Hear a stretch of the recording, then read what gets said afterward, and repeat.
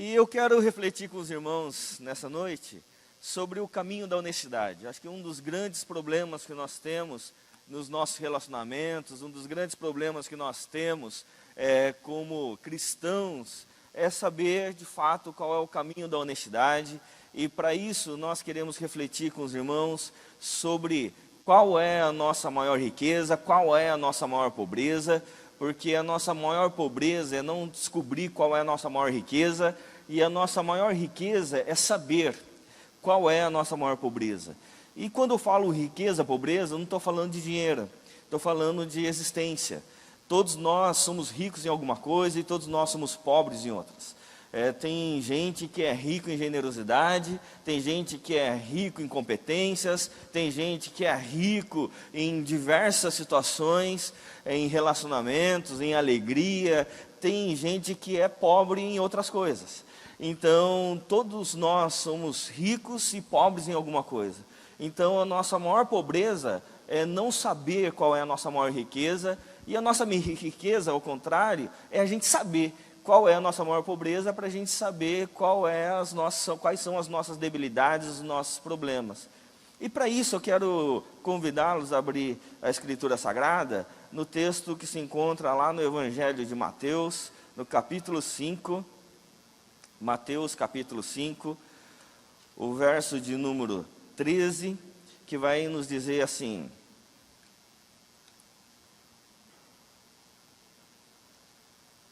leio na versão NVI, que diz assim: vocês são o sal da terra, mas se o sal perder o seu sabor, como restaurá-lo? Não servirá para nada, exceto para ser jogado fora e pisado pelos homens. Vocês são a luz do mundo, e não se pode esconder uma cidade construída sobre um monte.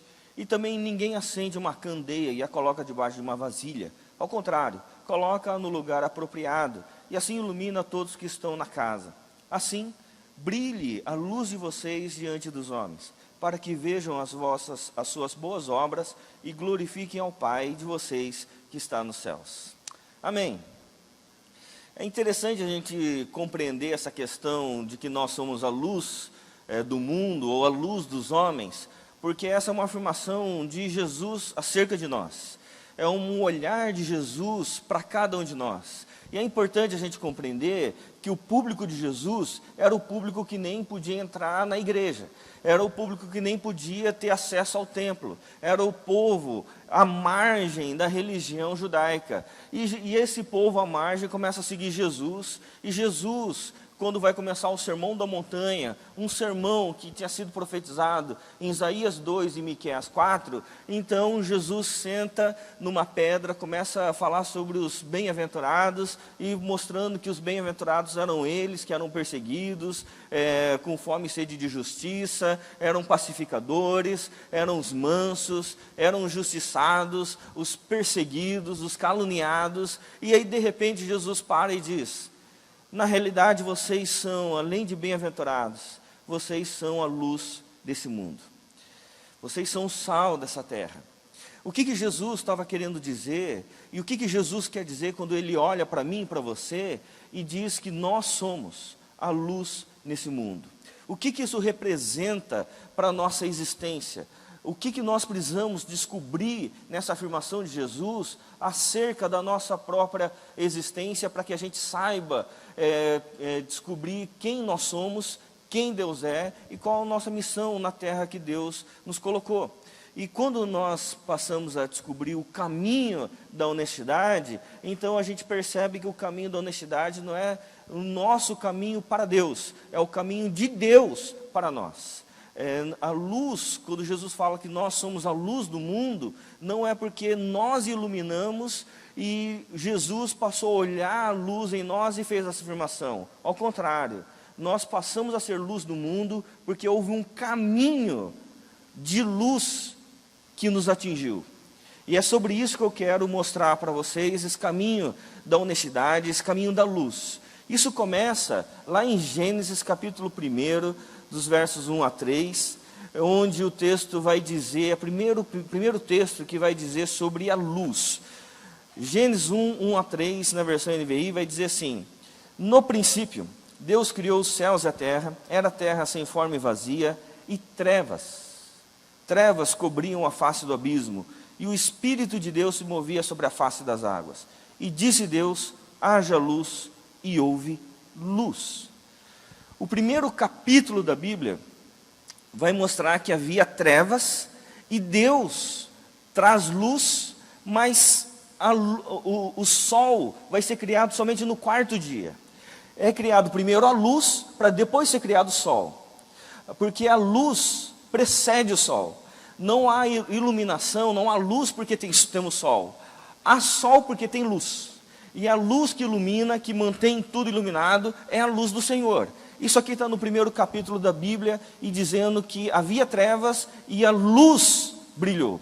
Mas vá para o último capítulo da Bíblia, em Apocalipse capítulo 22, que vai dizer assim, no verso de número 3: já não haverá maldição nenhuma, o trono de Deus e do Cordeiro estará na cidade, e os seus servos o servirão. Eles verão a sua face, e o seu nome estará em suas testas. E não haverá mais noite, não haverá mais trevas.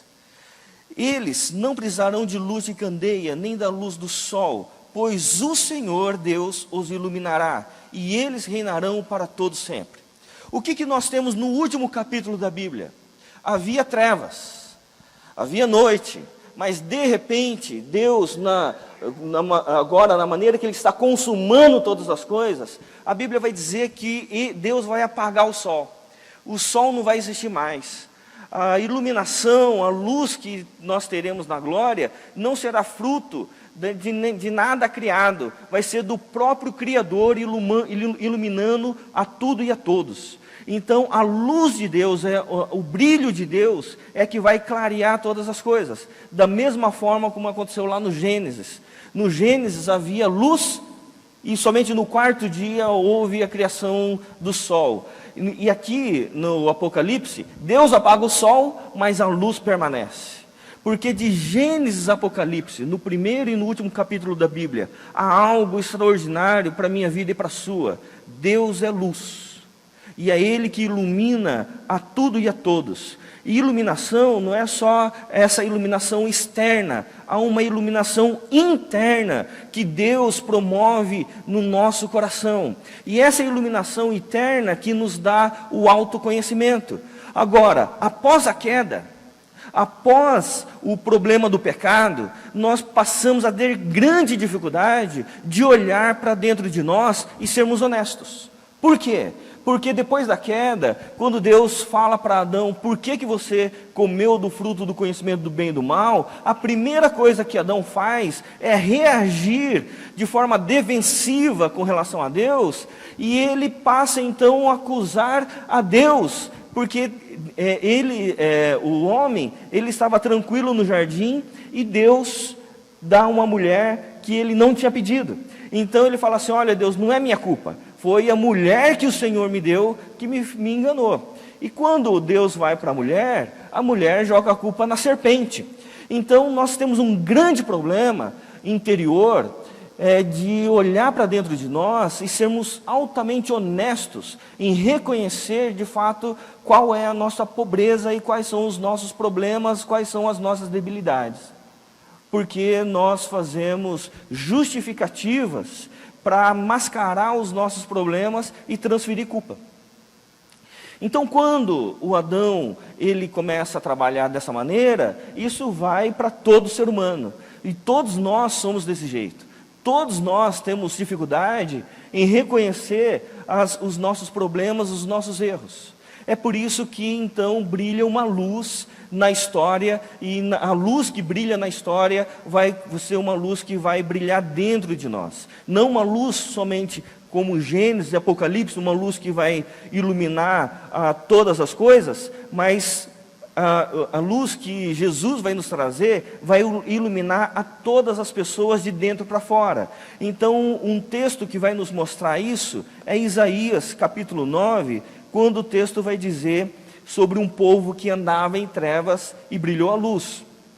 Isaías capítulo 9 vai nos dizer assim: contudo, não haverá mais escuridão para os que estavam aflitos. Ora, escuridão aqui então não é porque eles estavam no escuro. Escuridão aqui é uma escuridão interna porque gerava aflição. Contudo, não haverá mais escuridão para os que estavam aflitos. No passado, ele humilhou a terra de Zebulon e de Naftali, mas no futuro honrará a Galiléia dos gentios, o caminho do mar junto ao Jordão. O povo que caminhava em trevas viu uma grande luz. Sobre os que viviam na terra da sombra da morte raiou uma luz.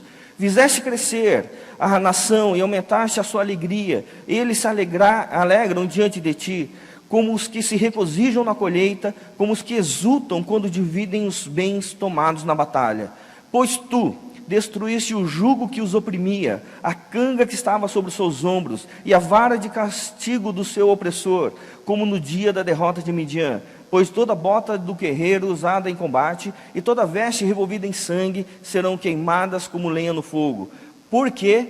Porque um menino nos nasceu, um filho nos foi dado, e o governo está sobre os seus ombros. E ele será chamado Maravilhoso Conselheiro, Deus Forte, Pai Eterno e Príncipe da Paz. Ele estenderá o seu domínio e haverá paz sem fim sobre o trono de Davi e sobre o seu reino, estabelecido e mantido com justiça e retidão, desde agora e para sempre. O zelo do Senhor dos Exércitos fará isso. Então o que esse texto nos mostra? Esse texto nos mostra que a luz de Gênesis e de Apocalipse, ela entra na história para iluminar quem nós somos, para iluminar e dar clareza e honestidade ao que realmente nós somos. Mas quando Deus ilumina o nosso coração e mostra todas as nossas aflições, como vai dizer no verso 1 e no verso 2, e a gente percebe honestamente do que nós somos formados, a gente percebe que um é mentiroso, a gente percebe que o outro é egoísta, a gente percebe que o outro passa os outros para trás, a gente percebe que o outro tem problema sexual, ou percebe que o outro tem problema relacional, e a gente vai olhando as nossas mazelas. Essas mazelas que nos são mostradas pela luz do Senhor, não é para desespero, mas é para esperança. Porque Ele vai dizer, depois de que a luz que nos ilumina, vai dizer que um menino nos nasceu, um filho nos foi dado, e o seu governo está sobre os seus ombros, e ele será chamado Maravilhoso Conselheiro. Nas nossas debilidades, nós temos alguém que nos aconselha. Nas nossas fraquezas, nós temos alguém que nos abraça. Nas nossas dúvidas, nós temos alguém que nos direciona. Porque nas nossas debilidades, Deus age. Mas Deus age nas nossas debilidades, nas nossas fraquezas, à medida que nós reconhecemos diante de Deus quais são elas. Porque um primeiro passo para a redenção, para a salvação em Cristo Jesus, é nós cairmos de joelhos e bater no peito e dizer: Deus, miserável homem que sou. E o primeiro passo para a salvação é o arrependimento, o reconhecimento de que nós somos pecadores. Porque sem esse reconhecimento não há salvação. Então é a partir do momento que Deus ilumina o que nós somos, Deus ilumina o nosso coração, e nós olhamos todas as nossas debilidades, mas esse olhar para as nossas debilidades não nos leva ao desespero, nos leva à renovação da esperança, porque a gente sabe que todos os nossos problemas, todas as nossas debilidades, todos os nossos erros só são curados com uma coisa: o sangue de Jesus Cristo. Então nós dizemos: um menino nasceu, um filho nos foi dado, e o seu nome é Maravilhoso Conselheiro, Deus Forte, Pai da Eternidade e Príncipe da Paz. Porque Jesus é a luz. Jesus é a luz que resplandece nas nossas vidas. E quando o Senhor Jesus vem como cumprimento de Isaías 9, lá no texto do Evangelho de João, no capítulo 12, Ele mesmo vai dizer que Ele é a luz. Ele mesmo que ele vai dizer que Ele é a cura para os povos. Ele mesmo vai dizer que Ele é Senhor. Então lá no Evangelho de João, no capítulo 12, no verso 44, Ele vai dizer assim: então Jesus disse em alta voz: quem crê em mim, não crê apenas em mim, mas naquele que me enviou. E quem me vê, vê aquele que me enviou. eu vim ao mundo como quê? Luz, para que todo aquele que crê em mim não permaneça nas trevas. Se alguém ouve as minhas palavras e não lhes obedece, eu não julgo.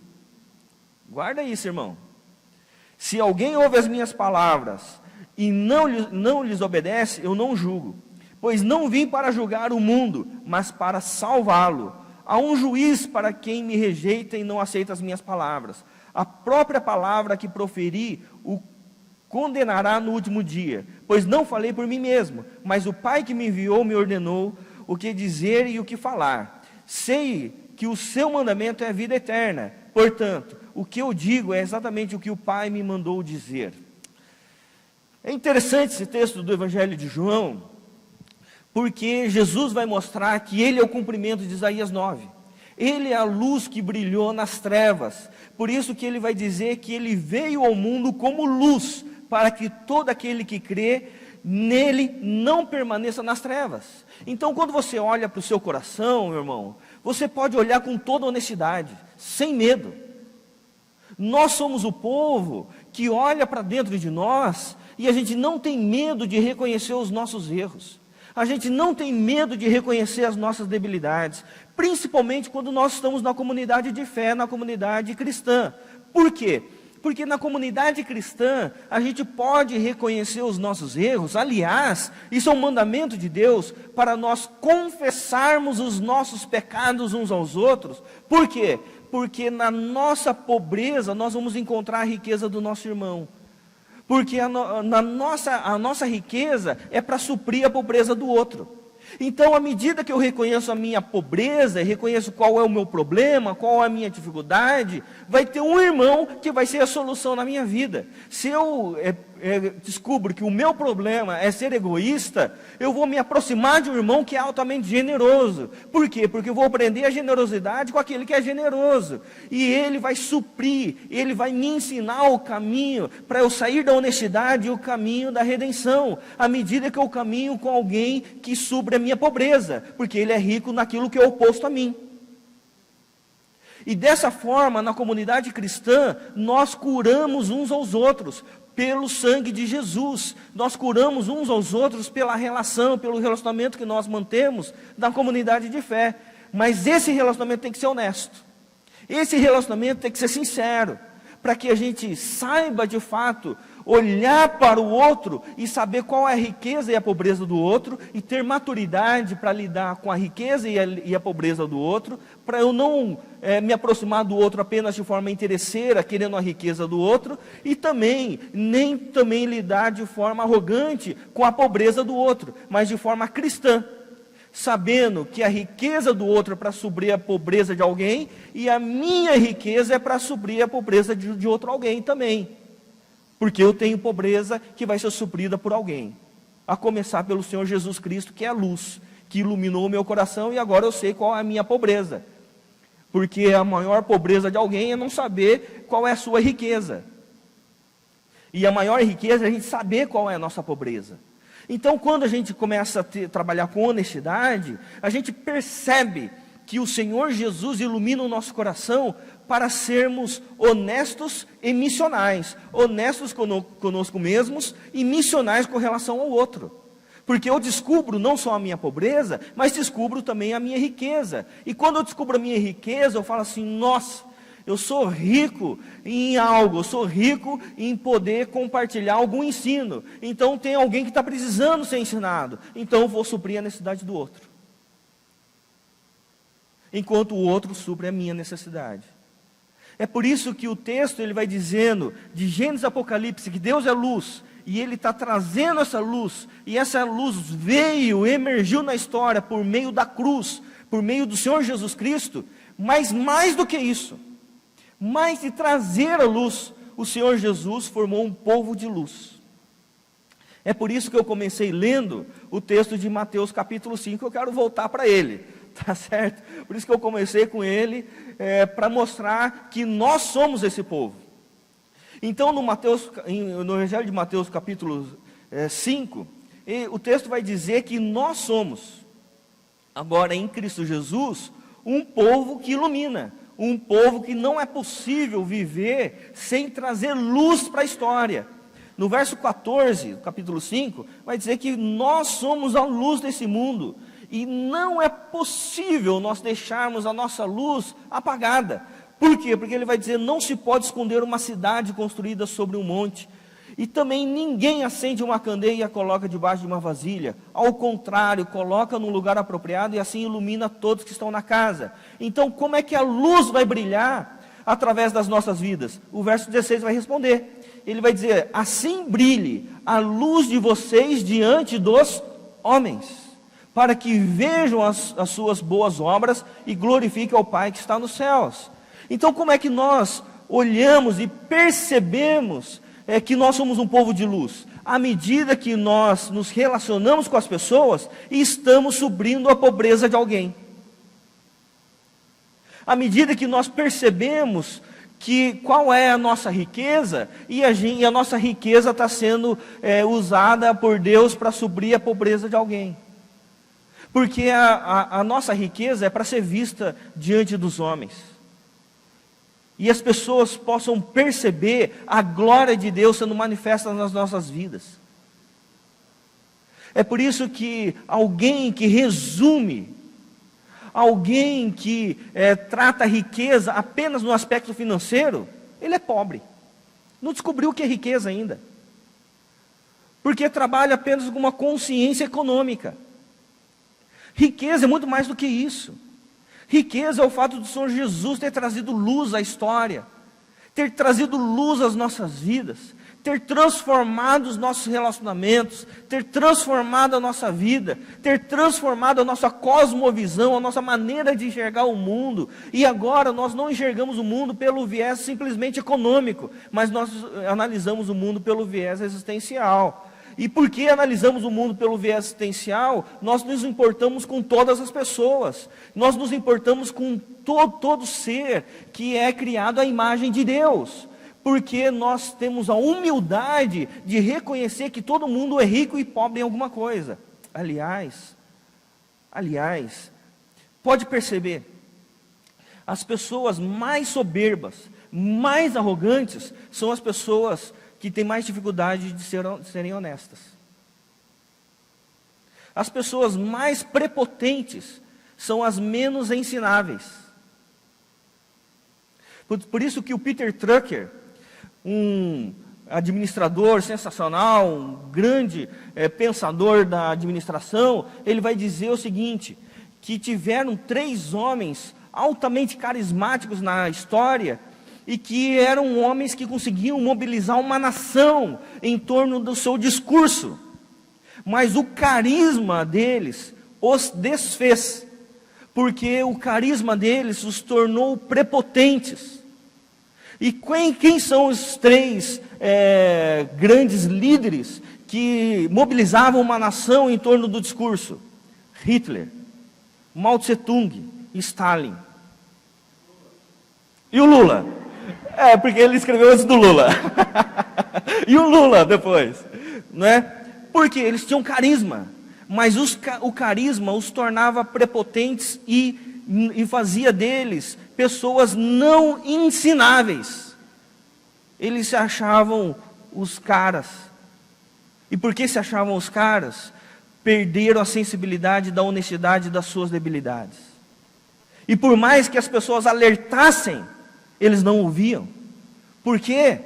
Porque deixaram de deixar a luz brilhar no coração e descobrir qual é a sua pior pobreza. E é por isso que a nossa maior riqueza é a gente saber qual é a nossa maior pobreza. E a pobreza maior de alguém é não saber qual é a sua maior riqueza.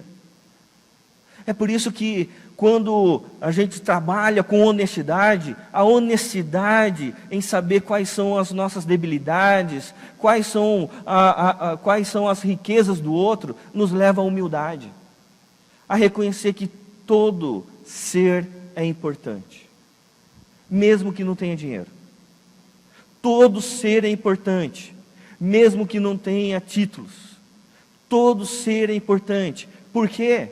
porque foram criados à imagem de Deus. E Deus comunicou neles a sua imagem, e porque Deus comunicou a sua imagem, Deus comunicou nele virtude. Mesmo que a gente não veja, porque exteriormente nós analisamos apenas pelo viés econômico. Então, qual é a sua maior riqueza e qual é a sua maior pobreza? Como você lida com a sua riqueza? Você lida com a sua riqueza trazendo somente para você, ou você trabalha com a sua riqueza compartilhando com as demais pessoas de forma generosa, de forma amorosa? Como é que você lida com a sua pior pobreza?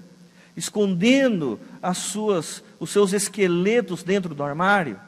Você trabalha com os seus esqueletos de que forma? Formando cascas e máscaras para não permitir ninguém ver quais são as suas reais fragilidades. É na comunidade cristã é que nós tratamos as nossas debilidades e somos curados pelo sangue de Jesus. E pela ministração da igreja, pela ministração dos irmãos uns nos outros. É aqui que é a nossa comunidade terapêutica. É aqui que nós somos curados, somos tratados. Porque a igreja é a família onde nós somos abraçados e amados por Deus. E nós podemos trabalhar e viver uns com os outros de forma altamente honesta. Por quê? Porque nós não seremos julgados pelos nossos erros. Porque uma coisa que na consciência cristã nós temos é que ninguém é capaz de julgar o outro. Porque nem o Senhor Jesus fez. O texto de João 12, que nós lemos, o Senhor Jesus está dizendo que Ele é luz e Ele não veio para julgar ninguém. E Ele não vai julgar ninguém. A continuação do texto diz que o Senhor Jesus veio para fazer oferta do Evangelho. Quem vai julgar é o Pai. Na continuação do texto. É por isso que nós também não julgamos ninguém. Nós ofertamos o Evangelho e ministramos cura uns aos outros. A maneira como o outro vai receber a nossa riqueza, aí é ele com Deus. Mas a maneira como nós vamos dar a nossa riqueza ao outro, aí é problema nosso. Amém, irmãos? É por isso que, se você é casado, você olha para a sua esposa, você vai ver nela a riqueza. Mulher virtuosa de Deus. Não é? Mulher que foi forjada pelo caráter do Cristo. Mas você vai olhar, muitas vezes, e vai ver pobreza. Você vai ver debilidade, você vai ver erros e tudo mais. E quando você olhar a pobreza e debilidade na sua esposa, não é para você julgar. É para você o quê? Ofertar sua riqueza na pobreza dela. Amém, irmãos? A mesma coisa a esposa com o esposo. Você vai olhar para o esposo, vai ver um monte de qualidades e bênção de Deus na vida do seu esposo. Mas quando você olhar pobreza, a sua missão é oferecer a sua riqueza na pobreza dele. Para que ele se torne rico na sua riqueza. E aí um vai nutrindo riqueza ao outro. É isso que a gente tem que fazer com os filhos. É isso que a gente tem que fazer com os filhos. Ministrar riqueza para os nossos filhos, mesmo que a gente só veja a pobreza. É isso que a gente faz na comunidade de fé. Não julgar uns aos outros, mas orar uns pelos outros e nós confessarmos os pecados uns aos outros e amar uns aos outros. Porque onde eu vejo e onde eu noto pobreza, Deus te revelou luz para ver, você se tornou responsável por isso, meu irmão. Então, se você olha pobreza na vida de alguém, e Deus te deu iluminação, revelação de Deus para ver isso, sabe o que Deus está fazendo com você? Te chamando para a missão. Deus está falando assim, você viu? Foi eu que te mostrei, então vai lá e conversa com o irmão, e ora com o irmão, ajuda o irmão, e seja bênção e rico na vida do outro, na pobreza dele, para que ele seja rico daqui a pouco, para a riqueza dele suprir a pobreza de outra pessoa. E talvez a sua. Amém, irmãos?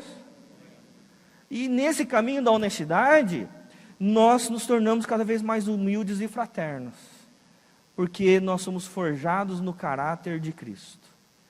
Por isso, quero convidar você a se colocar em pé, e você olhar para dentro do seu coração. Deus é luz, e você é luz nesse mundo. Você é esperança para pessoas que estão com o casamento destruído.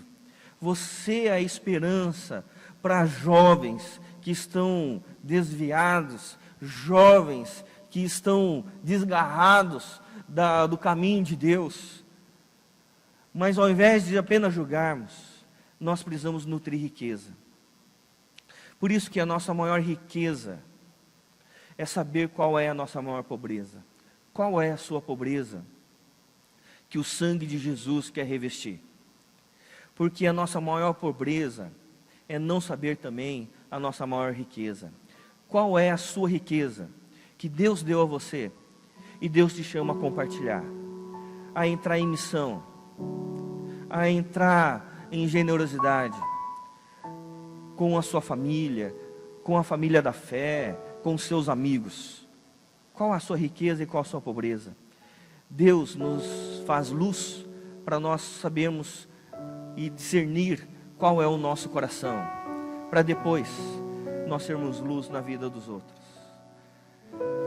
Oh Pai, obrigado, Senhor, pela Tua palavra.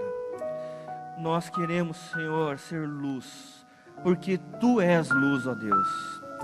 Nós precisamos da Tua graça, nós precisamos da Tua glória, Senhor. Nós precisamos, ó Pai, da revelação do Senhor nas nossas vidas, para que a gente saiba discernir a nossa maior pobreza e a nossa maior riqueza, e sermos altamente honestos conosco mesmos, altamente honestos diante do Senhor, diante da cruz, e sermos altamente honestos diante das nossas famílias. Ó Deus, que o Senhor nos abençoe, ó Pai, para que possamos ser altamente impactados pela luz do Senhor, e à medida que o Senhor nos ilumina, nós possamos iluminar outras pessoas com a nossa riqueza. Nós possamos, ó Deus, nos colocar à disposição uns dos outros, para assim, ó Pai, sermos um povo de luz, um povo que emana a Tua glória, um povo que emana a Tua graça, um povo que ama, como o Senhor nos amou. Por isso, ó Deus, nos abençoe e cuide de cada um de nós.